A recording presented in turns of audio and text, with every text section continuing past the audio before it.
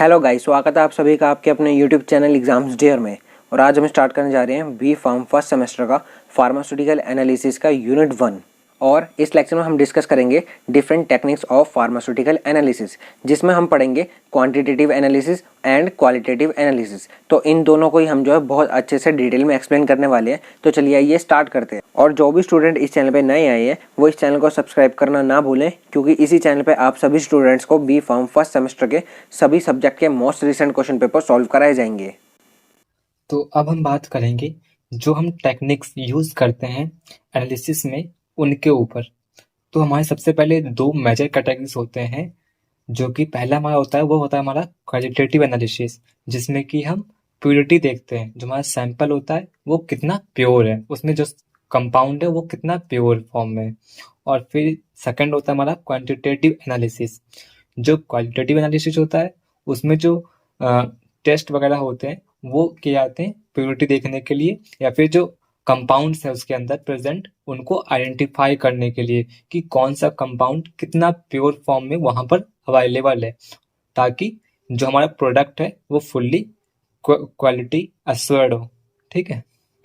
और इसके जो एग्जाम्पल होते हैं वो लिमिट टेस्ट के थ्रू हम उनको देखते हैं, जो हमारा कंपाउंड्स या फिर जो इम्प्योरिटीज वगैरह प्रेजेंट होती है हमारे सैंपल में, और या फिर प्रेसिपिटेट फॉर्मेशन के थ्रू। देन हमारा जो सेकंड है वो हमारा क्वांटिटेटिव एनालिसिस। इसमें हम क्या करते हैं, क्वांटिटेटिव डिटर्मिनेशन करते हैं ऑफ कंपाउंड का।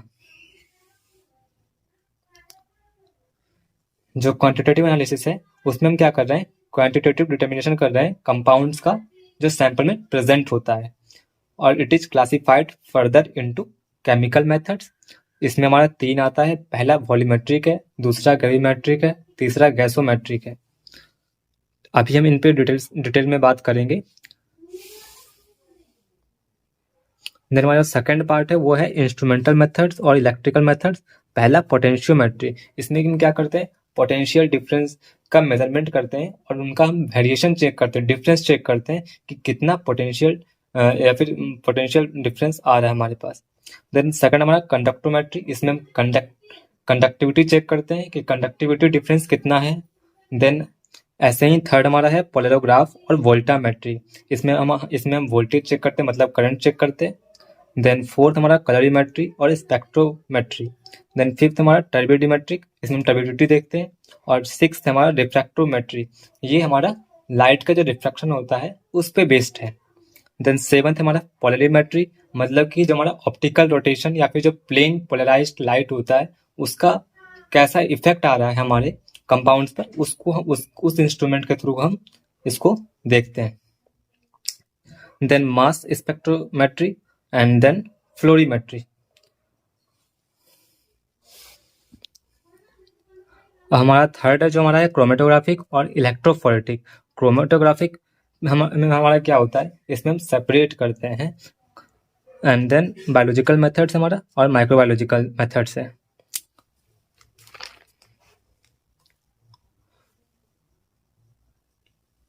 आप लोग यहाँ पर देख सकते हैं जो हमारा पहला है वो है हमारा केमिकल मेथड। इसमें हमारा पहला जो है इसका फर्स्ट पार्ट वो है वॉल्यूमेट्रिक मेथड।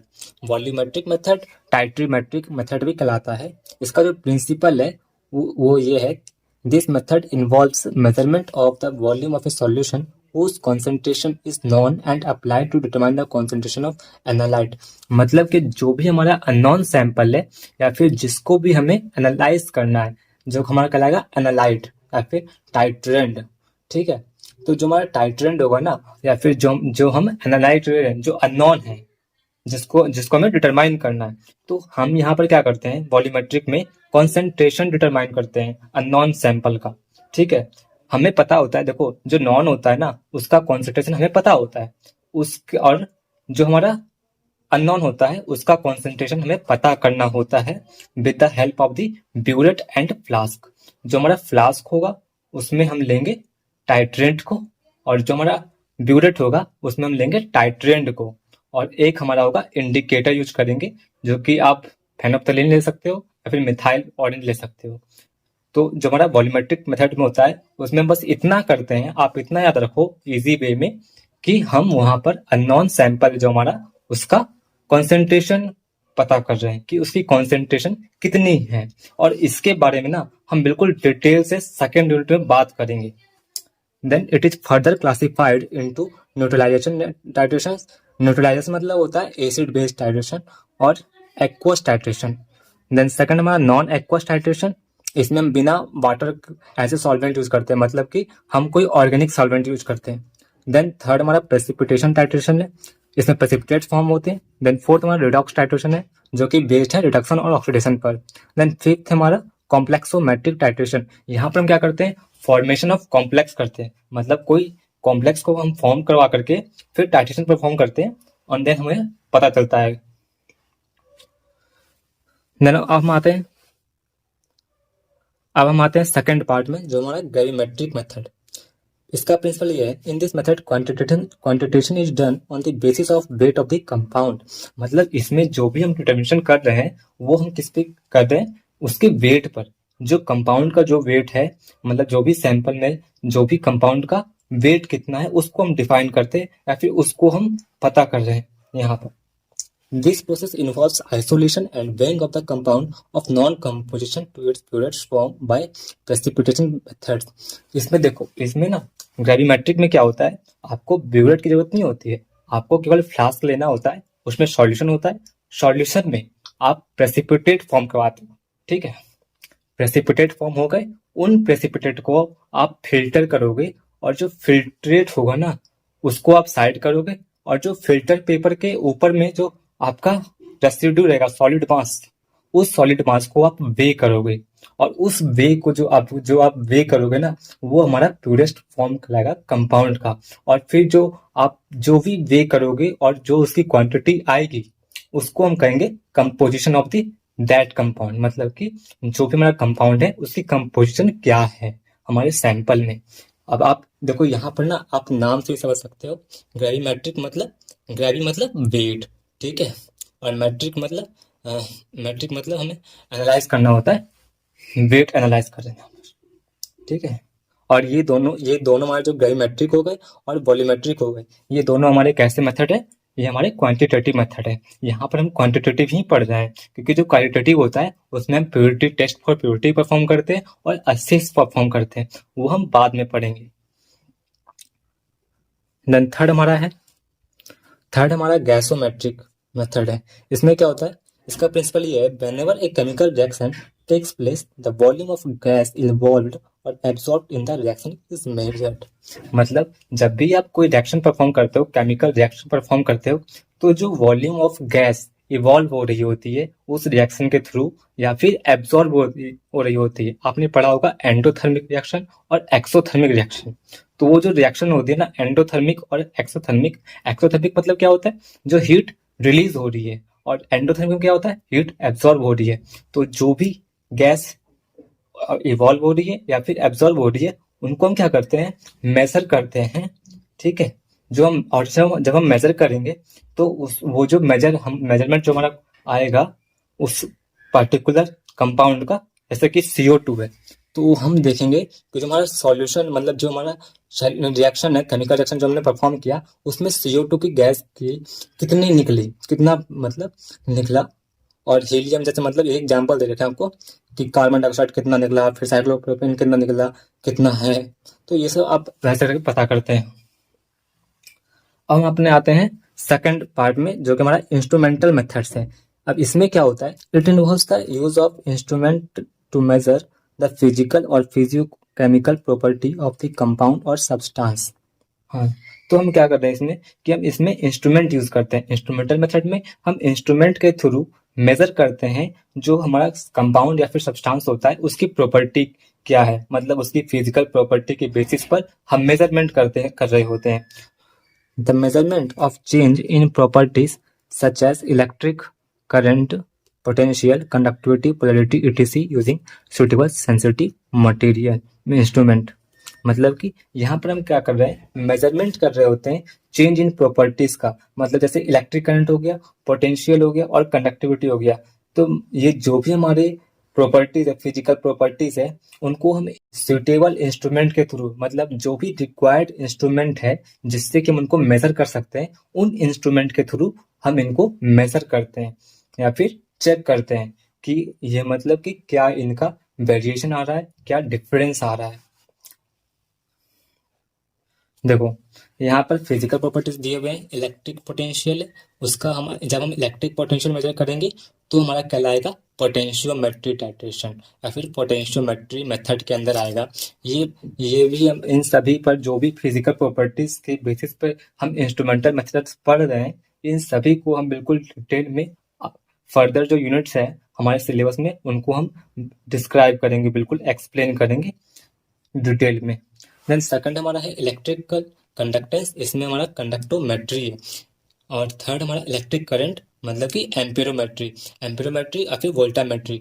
वोल्टामेट्री में अगर वोल्टेज जनरेट होगा और वोल्टेज क्या होता है as a function of current होता है। ठीक है, तो जब हमारा करंट होगा, इलेक्ट्रिक करंट होगा, वो मेजर करे उसको हम मेजर करेंगे एम्पीरोमेट्री से या फिर वोल्टामेट्री से। देन एब्जॉर्प्शन ऑफ रेडिएशन, कितना रेडिएशन एब्जॉर्ब कर रहा है हमारा कंपाउंड, वो हमारा कहलाएगा स्पेक्ट्रोफोटोमेट्री मेथड के अंदर आएगा।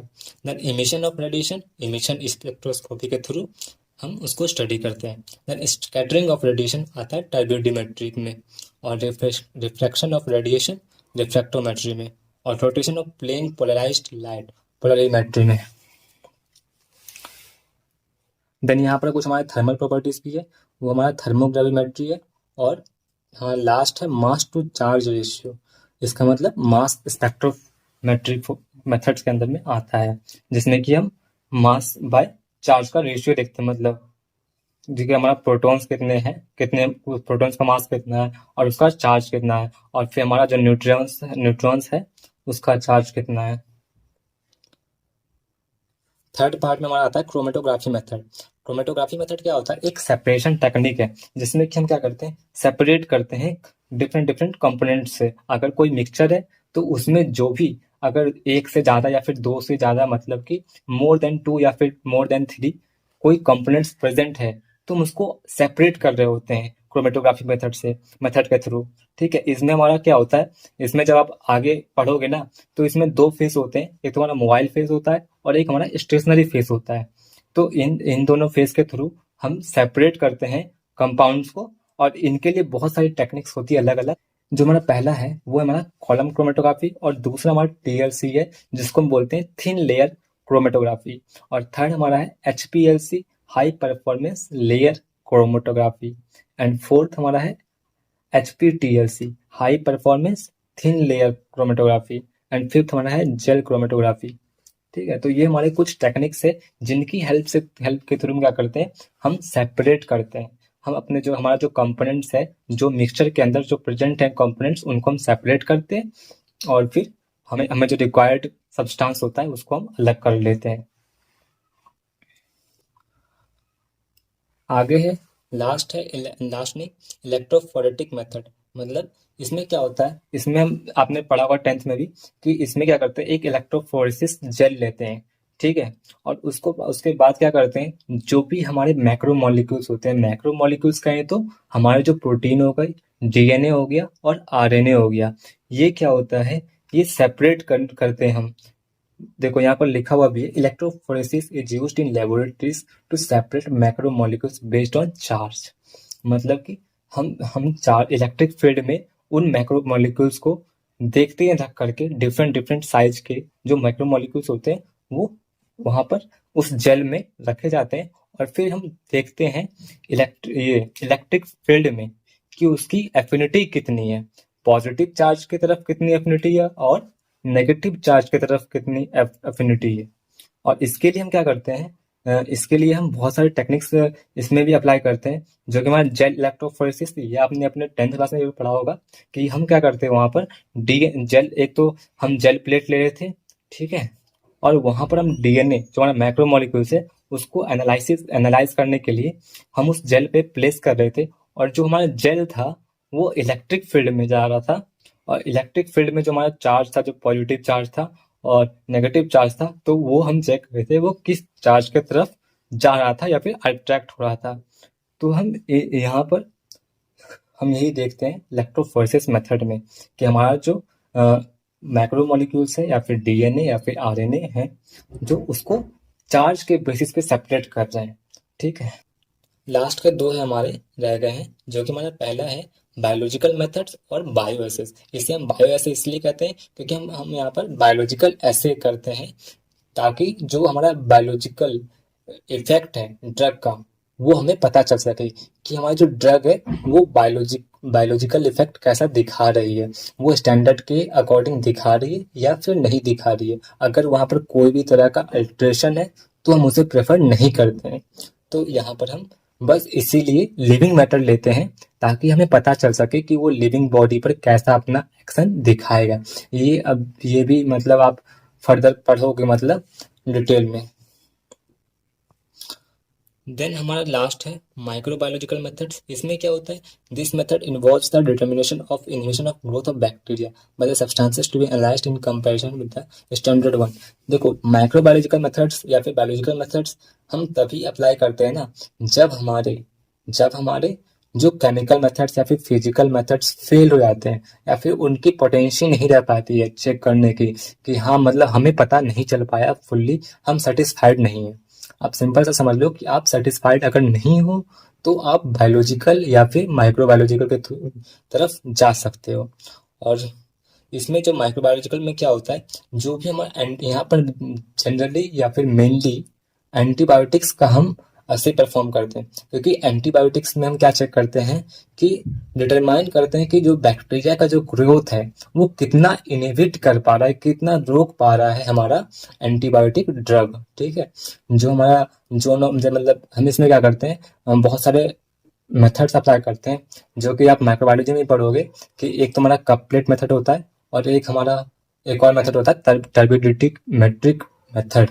तो उनमें हम क्या करते हैं, जोन ऑफ इनहिबिशन देखते हैं कि हमारा जो एक जोन होता है, पार्टिकुलर जोन बनता है, और उस जोन में बैक्टीरिया का ग्रोथ कितना हो पा रहा है, और हम एक्सपेक्ट करते हैं कि बैक्टीरिया का ग्रोथ कम से कम हो पाए या तो ना ही हो पाए। क्योंकि अगर बैक्टीरिया ग्रोथ होता है मतलब कि वहां पर बैक्टीरिया या फिर माइक्रो ऑर्गेनिजम्स ग्रोथ हो सकते हैं, इसलिए हम फिर अपना एंटीबायोटिक्स हटा देते हैं। और अगर वहां पर ग्रोथ नहीं होता है बैक्टीरिया का, तो हमारा एंटीबायोटिक्स फुल्ली सेटिस्फाइड और फुल्ली वेरीफाइड हो जाता है। ठीक है, तो चलिए गाइस, इसी के साथ हमारा आज का लेक्चर हो जाता है कंप्लीट। उम्मीद है आप सभी स्टूडेंट्स को different techniques of pharmaceutical analysis बहुत अच्छे से समझ आ गया होगा। अगर आपको अभी भी इसमें कोई डाउट है तो आप इजीली हमसे कमेंट सेक्शन में कमेंट करके पूछ सकते हैं। और जो भी स्टूडेंट इस चैनल पर नए आए हैं वो इस चैनल को सब्सक्राइब करना ना भूलें, क्योंकि इसी चैनल पर आप सभी स्टूडेंट्स को बी फार्म फर्स्ट सेमेस्टर के सभी सब्जेक्ट के most recent question paper solve कराए जाएंगे। और जिन भी स्टूडेंट्स को pharmacy related notes, practical files या प्रीवियस ईयर सॉल्व पेपर्स की पीडीएफ चाहिए, वो हमारे टेलीग्राम चैनल से आके फ्री ऑफ कॉस्ट डाउनलोड कर सकते हैं। लिंक आपको डिस्क्रिप्शन में मिल जाएगा।